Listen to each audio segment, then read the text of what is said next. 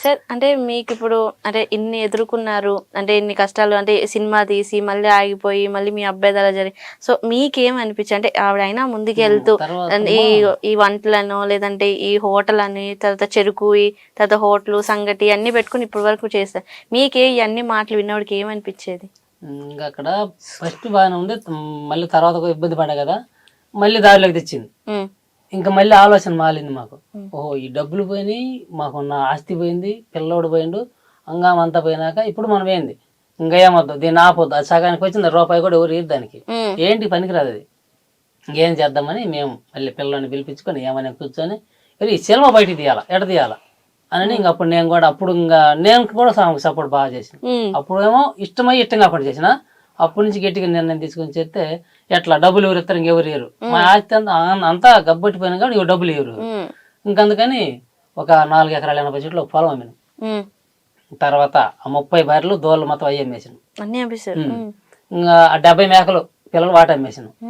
ఇవన్నీ పోయేలకి 10 రూపాయలు చేతిలో పడ్డాయి. ఇంకా ఆమెను మొదలుపెట్టి మళ్ళీ తీసినాం. ఇంకెంత కొద్ది కొరవ పోయింది, అంత కంప్లీట్ చేసుకున్నాం. మళ్ళీ వాళ్ళని పిలిపించి అప్పుడు 2 సంవత్సరాలు దాటిన తర్వాత మళ్ళీ ఇది మొదలుపెట్టి దీన్ని ఇంకట్టా ఇంకా అదేందో ఎయిటింగ్ డబ్బింగ్ ఇటుకి కావాలి. సరే ఆయన కాడికి పోతే దాని వరకు చేసుకోవాలా, గిట్న వేసుకోవాలని ఆలోచన తోటి ఇంకా ఆమెను మళ్ళీ మొదలు పెట్టించింది. ఇల్లు ఉన్నది, ఇల్లు అమ్మని అమ్మడానికి ఎవరు రావాలి, దాన్ని ఒక 3.5 లక్షల కుదకట్లు పెట్టేసిన ఒక బ్యాంకులో. అది పోయినాక గోటేది దాంట్లో ఫైనాన్స్ లో కొంత తీసుకొచ్చిన, ఏమన్నా తీసుకొచ్చి మొత్తం మీద మళ్ళీ ఎయిటింగ్ డబ్బింగ్. అబ్బాయి ఉన్నాడు దాంట్లో, ఆ సినిమాలో మా చిన్న అబ్బాయి లాస్ట్ అబ్బాయి రౌడీకి ఇచ్చాడు. అయిపోయి రౌడీకి ఇచ్చాడు.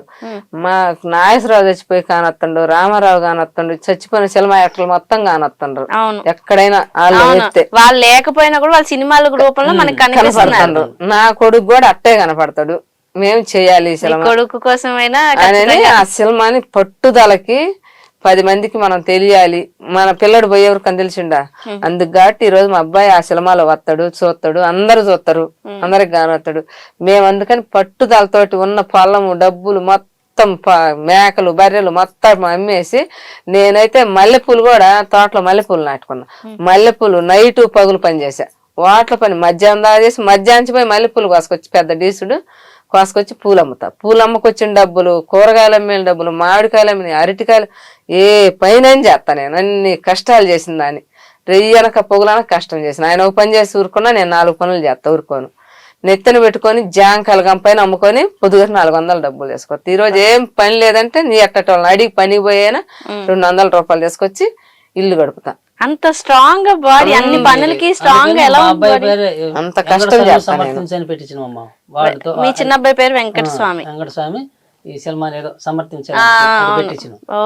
ఇప్పుడు ఊర్లో ఈ పోస్టర్లు చేపించిన, ఊర్లో పోస్టర్లు అయితే ప్రతి ఒక్కరు ముందు ఆవిడ పేరు చదువుతారు. మాకంటే కూడా మాది మేము కనపడలా, మరి ఎప్పుడో చచ్చిపోయిన వాడి పేరు పెట్టుకుని వాడు సమర్థించని, వాడు సినిమాలు ఉండబట్టి కదా వీళ్ళు పట్టు పెట్టింది అని. ఇంక ఇప్పుడు ఇంకా 10 రూపాయలు సపోర్ట్ ఇచ్చారు. ఇంకా అవన్నీ సాలక కూడా 10 రూపాయలు అప్పు తీసుకొచ్చి 50 లక్షలు తెచ్చినాం. 10 రూపాయలు కాదు 50 లక్షలు తెచ్చినాం మేము ఊర్లో డబ్బులు. క్వాంటోల్ కాడ కూడా తెచ్చా నేను, 2 లక్షలు డబ్బులు తీసుకొచ్చా. క్వాంటోల్ కూడా అడిగి తెస్తారు.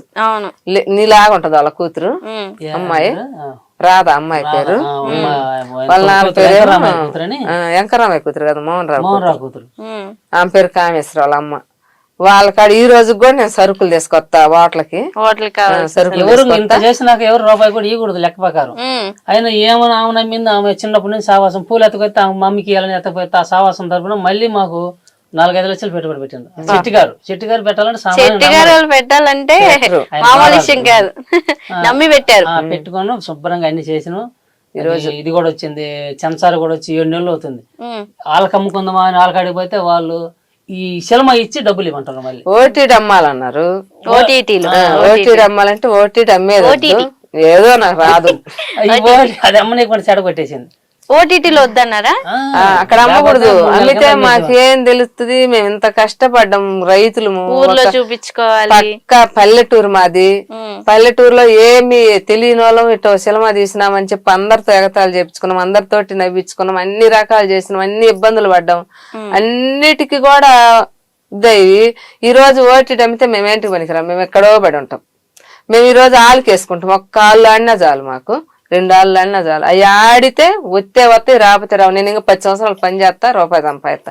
వాటిలో వదిలిపెట్టకుండా వాటిలో మేము పని చేసి అందరం బతుకుతాం. అందుకు కాబట్టి వాళ్ళకి ఇవ్వాలని చెప్పి గట్టిగా పట్టుబట్టాం. మళ్ళీ కూడా ఇప్పుడు ఇల్లు తాకట్లో పెట్టినాం, మళ్ళీ ఇంకొకటి తాకట్లో పెట్టి కూడా మళ్ళీ 3 లక్షలు తీసుకొచ్చి అదే సంవత్సరం అది కూడా తీసుకొచ్చినాం. అందరి కాడికి పోయినాం, అన్ని తెచ్చినాం. ఇంకేం కాదు మాకు. ఇప్పుడు పాటకు 10 మందికి తెలిసినాంగా. ఏ ఊర్లోనన్నా ఎక్కడన్నా మేము ఆడో అక్కడ రేగ్గాయలు ఏరుకుంటా పొలంలో ఉండేవాళ్ళం. ఇంత దూరం ఎందుకు? హైదరాబాద్ సిటీలోని ఎందుకు వస్తాం?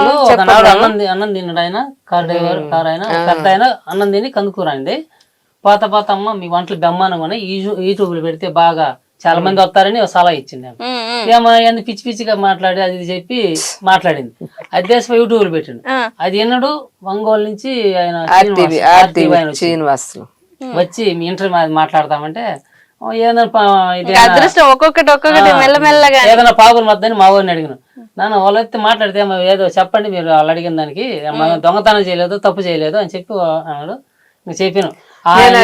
మొత్తంగా మొన్న వచ్చినప్పుడు దాదాపు 20-30 మంది ఛానల్ అయ్యా నాకైతే ఏం తెలీదు, మాటలు రాను. బర్రెలు మేకలు ఇట్టాటి కాసిన ఇవంటే చెప్పమంటే చెబుతాగా. ఇంకా నాకు వేరే నాకు రావు, నేనేం చెప్పనన్నా. నువ్వేం కష్టం చేసినావు అదే చెప్పమ్మా. నువ్వు చేసిన కష్టమే చెప్పు, నువ్వేం చెప్పాల్సిన పని లేదు. నువ్వు కష్టపడ్డే చెప్పు, అయ్యే మేము తీసుకుంటాము, అయ్యే మేము పోయి తీసిపోయి అక్కడ పెడతాం. అన్ని వస్తే వద్ది పోతే పద్ది, నీకెందుకమ్మా భయం అన్నాడు. అయితే నాకైతే చేత కదా ఛానల్ ముందు మాట్లాడను, నాకైతే చేత కదా ఛానల్ అంటే చేయనేదో నాకు తెలియదు అన్నట్టునే. వాళ్ళు నవ్వి ఏందమ్మా నువ్వు అంతా బాగా మాట్లాడుతావు అన్నారు. నాకు వచ్చేది అంతేనయ్యా, నేను చదువుకోలేదు, నాకు చదువు లేదన్న. ఏందమ్మా చదువు లేకపోతే నీకు చెలమ ఎట్టదిద్దాం అనుకో. మేమేం చెలమాది లేదన్నా అంటే ఏం చెలమాది లేదంటే ఏంది నువ్వు వచ్చింది అందుకేనండి. ఏమైతే మీ ఇష్టం వచ్చింది చెప్పమని చెబుతామన్నా. నేనేం తలగడ్డ చుట్టుకున్నాడు, నేనేం సంఘర్షర వినుపుతున్నా అక్కడ కూర్చొని. అప్పుడు మొత్తం వేరుంది. ఇంకా ఆయన చెప్పిన వాళ్ళు అడిగినాయి అని మేము చెప్పినాం. ఏం చెప్పినాం అంటే మేకలు బర్రెలు తిన్నాయి ఉన్నాయి అన్ని చేసినాము. అయ్యే చెప్పినాం, అదే తీసుకోండి అదే చెప్పిండు. అది ఇప్పుడు 4,80,000 మంది చూసారు. దాంట్లో చూడండి మీరు ఏం చెప్పను అనుకుంటున్నా అంత మంది దగ్గరికి రీచ్ అయ్యింది. ఒకరు వచ్చారు మహారాజులు మా దేవుళ్ళు. ఇవాళ మేము పెద్దమ్మ తల్లిగాడు మొక్కుబడికి పోతే ఆయన పేరు రాధాకృష్ణ. ఆయన ఇట్నే ఛానల్ మాట్లాడుతుంటే మధ్యాహ్నం టైం అయింది, భోజనానికి రమ్మని పిలిచాడు పెద్దమ్మ గుడి దగ్గర. అప్పుడు ఆయన ఎవరో తెలియదు, పేరు వరకు తెలుసు మాకు కూడా. ఇంకా నేను ఏమో అందరం కలిసి మేము ముగ్గురం పోయి పెట్టించారు. బాబు రాకుండా ఈ అమ్మగాడు మొక్కుంటే మన సమస్యలు పోతాయని చెప్పి లేకపోతాను కొత్త ఒప్పుకొని వచ్చింది. 3 నెలల కిందట. 3 నెలలు కదా, 6వ నెల ఇది. ఇంకా ఇప్పుడు దాకా చిన్నగా మళ్ళీ ఇంకా 10 రూపాయలు కోటం చేసుకున్నాక ఇవాళ మేకపోతుంది తీసుకొచ్చుకొని అమ్మకాడికి వేసుకొని మాకు ఇంక ఊరు మా చుట్టాలు లేరు పట్టాలు లేరు. ఇక్కడ ఎవరు తెలిసిన వాళ్ళు మా ఛానల్ వాళ్ళు మా అందరికి నిన్న మొన్న పెళ్లికి కదా పిలుచుకున్నట్టు పిలుచుకున్నాం అందరినీ పెద్ద ఆయన చేసిండు మహారాజు, ఇంకొక రామాని పెద్ద పెద్దలందరూ చేసేలే మేము ఇవాళ 10 మందికి తెలిసిన. వాళ్ళ చిలమ తీసిన వాళ్ళు మమ్మల్ని చూస్తేనే గుర్తుపడుతున్నారు బాగా. సినిమా కూడా బాగా ఆడద్దు అనుకుంటున్నాం. దాని సినిమాలో కూర్చుంటే ప్రతి ఒక్కరు ఎవరైనా కళ్ళు నీళ్ళు పెట్టాల్సిందే, భయపడాల్సిందే, నవ్వాల్సింది. ఈ 3 లేకుండా రావడం. అవును, సినిమా ఇండస్ట్రీ అంటేనే ఖచ్చితంగా అన్ని ఉండాలి, అన్ని రకాలుగా ఉంటేనే ఆ సినిమా ఖచ్చితంగా హిట్ అవుతుంది. సంసారం అంటే నాకు రాదులే, నవ్వుతారు కానీ నేను చెబితే.